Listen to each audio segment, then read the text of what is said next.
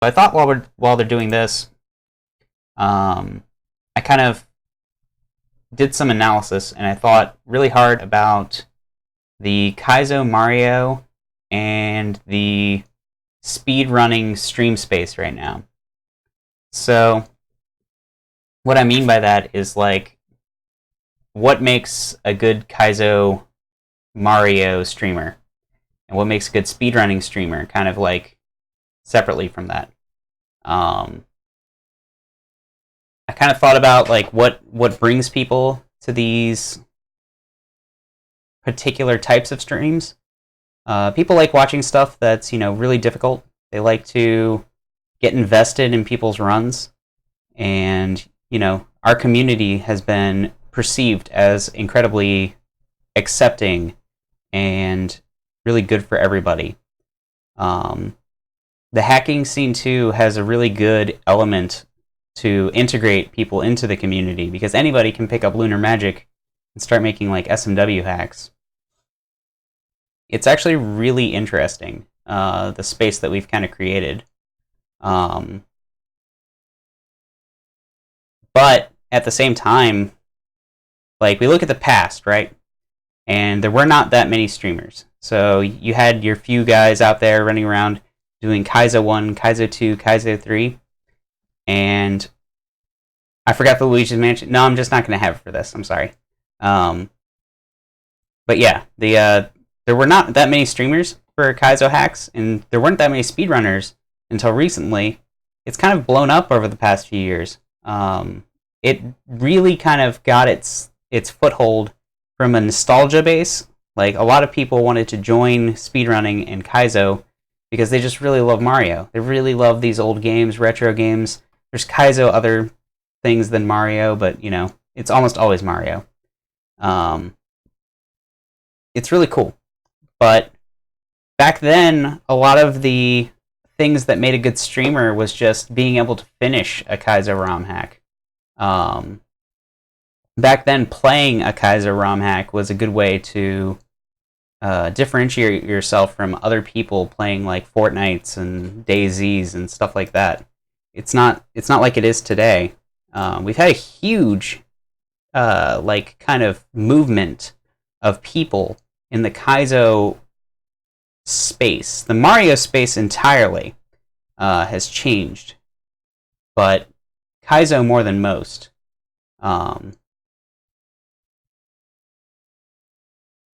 There's definitely a change too in what people look for from streamers, because we've grown to the point where you can't just sit there streaming a hard Mario game and get viewers, because everybody's doing that.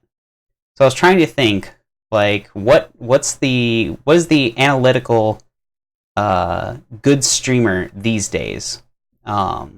So some things I came up with are the basic question for any streamer: who's earning the most media, aka who is getting talked about the most in this space? The people who are getting talked about most on a day-to-day basis are either streamers who have world records. So they have earned this media by anytime someone plays their game, they have the world record, and people compare them to the person who has the world record. So if I'm trying to get a Mario 3 100% world record, I get instantly compared to Mitch Flower Power because Mitch did it this way. So that's instantly one form of getting earned media that is just, it's completely merit-based. It's easy to get in the sense that if you have the capacity to get it, you can go get it by being the best. Now, not everybody has the ability to go out and be the best, but if you can be the best, that's your way to get it. The other ways are people who are just so entertaining that we would come no matter what they did. No matter what they put on that screen, that person's so cool, we're going to watch them anyways. And there's a few people that occupy that space. They don't have to do anything special. They're just awesome people. I remember that Carl Sagan actually described Barber's King that way originally. He was like, Barber's King, I would watch anything you do. You could be horrible. I just love you as a streamer. Other people, you know, it's you. Most people are picking kind of like there's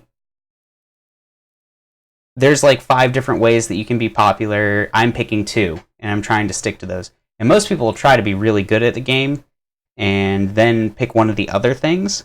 And I think that that's generally not cutting it anymore because we have too many people to compete with. And there's people sitting on all 5 pillars of what we're talking about here. So another way that people used to be able to get their media is completing a hack that nobody else has ever completed before. That's basically gone. There used to be, in the Kaizo space, the ability to like beat Kaizo 3, and you run a list with like 5 people, and instantly, whenever people were talking about Kaizo 3, they would say, oh man, did you hear Arabam just got added to the list of people who have beaten Kaizo 3? They would say something like that. And it was such a prestigious honor that people kept a list of people who beat the game. Now it's like, there are so many new techniques for speedrunning, and so many new Kaizo tricks, and the games have been broken down so thoroughly that there's just no way. You can't get by on that anymore. But that used to be a very feasible way, just completing a hack that nobody else has ever done before. What we've got now, we've kind of got like a search for salmon kind of deal, where that could get you into like some sort of people will watch just to see that hack being played. I think they would watch to see that hack played. It's definitely not watched enough. But otherwise, we don't really have those kind of super hard hacks anymore. The next one is people who are currently making or have recently made a highly anticipated hack. Those people kind of get free media too. They get talked about because if you make something that's really popular, there's a lot of competition these days. If you make something that people like, you stood out. So there's a definite area in the landscape to earn a name for yourself, and people will watch your stream to talk to you about your game, and people will just talk to you about you in general. They'll say, oh yeah, Noble Tofu is playing Arabam's hack, and that gets Arabam free media. So that's like another, being part of the community is harder now. You have to like produce, you have to make content, you have to consume, and you have to just be part of all of these different things in order to be a like staple in the community these days. And otherwise, you're really not that, big on the platform anymore.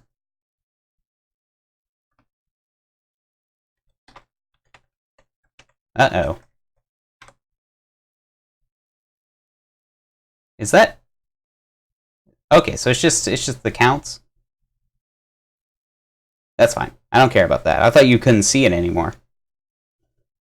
Awkward break in the... I thought that we disconnected. Oh, we're still on. You have a list like that for SMB3? Well, I mean, that list is very short. The people who are making SMB3 hacks right now are the following: Mitch Flower Power, Kangaroos Are Cool, me, Joe Smo, Evil Elf, West Slasher, Paco. That's it. That's the whole list. That's everyone I can think of who has made an SMB3 ROM hack in the last year. Or levels. Even just levels. Joe Smo makes levels all the time. He does cool stuff. But I don't think he makes hacks, necessarily, in the same sense that we're talking. SMB3 is really light on this stuff. And it's mostly because of the tooling. Being an SMB3 streamer is especially hard because our communities are small. The only thing that really gets you earned media in Mario 3 is world records in the vanilla categories. Vanilla SMB3 is basically the only thing getting you there. You're talking about people beating Kaizo. Okay. That still helps because it is a small space, So everybody who does like SMB3 Kaizo, which is, a list of small group of people also, it's not a big list, unfortunately. The people who like SMW Kaizo don't automatically decide that they like watching SMB3 Kaizo, which is a real shame because it's just as awesome. But it doesn't. So it doesn't get there. So we can still kind of... We also have enough people, though, that there's no hack out there that hasn't been beaten. Like, we don't have the early days of SMW, Kaizo 3. This guy beat this, so they're awesome. That doesn't exist for us. Anything that exists in Mario 3 is very beatable and relatively low-hanging fruit comparatively to some of the old-school SMW days. So what do you have to do if you want to be a good streamer in that sense? You have a very short list of things you can do. The best streamers for Mario 3 have to get really strong vanilla times. 3mix has worked out pretty well for me, but it's not the same. 3mix is really cool, and it gets you like a flavor of the month like popularity boost every once in a while. It comes around in circles, it feels like. Every couple of years, people get really interested in 3mix for a couple months. And then it's like, yeah. So, the other ways to get noticed, get earned media, is who's offering a unique experience. And thinking about unique experiences in the Kaizo and speedrunning format is really tough, because there's just not that many ways to do it. I think that the things that have been pointed out to me are things like 3 Cats. 3 Cats watching Top Gun is considered like a unique experience. You don't really go there for the gameplay. You're there for a unique thing. And then there's the other way, which is to become like an authority in the community. Like in SMW, we don't have this for SMB3 yet. We're not big enough. But SMW, if you want to be, if you can become like an authority on SMW, and you can do things like moderate SMW Central. If you're a moderator for SMW Central, people will think you're inherently interesting because you are gatekeeping kind of like the consumer level of those games. The other people are people who run the competitions. RomHack Ray's staff, they're going to be inherently interesting because they have that perspective of running things for the community. Then there are people who are discoverable on other platforms. And I only have 2 examples of this. It's very hard to be discoverable on a platform other than Twitch. Those platforms being like YouTube, Twitter, Facebook. And Carl Sagan42 is probably the biggest, he used to be probably one of the biggest people to bring people to Twitch for Mario. Not for anything, but for Mario. People found him on YouTube, and his YouTube was huge when Mario Maker 1 came out. And that's how a lot of people came into the Twitch community for that. So that's one way that you can get stuff for as a streamer. You have to become discoverable in some other place. Grand Pooh Bear, though, is the absolute expert these days. He has the best advertisement I've ever seen for a Kaizo Mario player. You can argue that he's not a Kaizo player anymore. He's a Kaizo player at heart, especially in SMM2 Kaizo. But if you go to Twitter and Facebook, his Twitter and Facebook videos for SMM2 are awesome. I was watching Pooh for a long time on Twitch. Carl made me go to Twitch. Twitch made me watch Pooh. I was watching Pooh streams for 2 years, and I loved Pooh streams. And I kind of got to the point where watching Pooh streams didn't fit my schedule anymore. Pooh stopped interacting with his viewers as much, and I didn't find it as interesting. So what did I do? I moved back to watching Pooh YouTube. Pooh YouTube was great. It was everything that I was not getting well, it was everything that I didn't want on Twitch, so it was condensed down. It was perfect for me.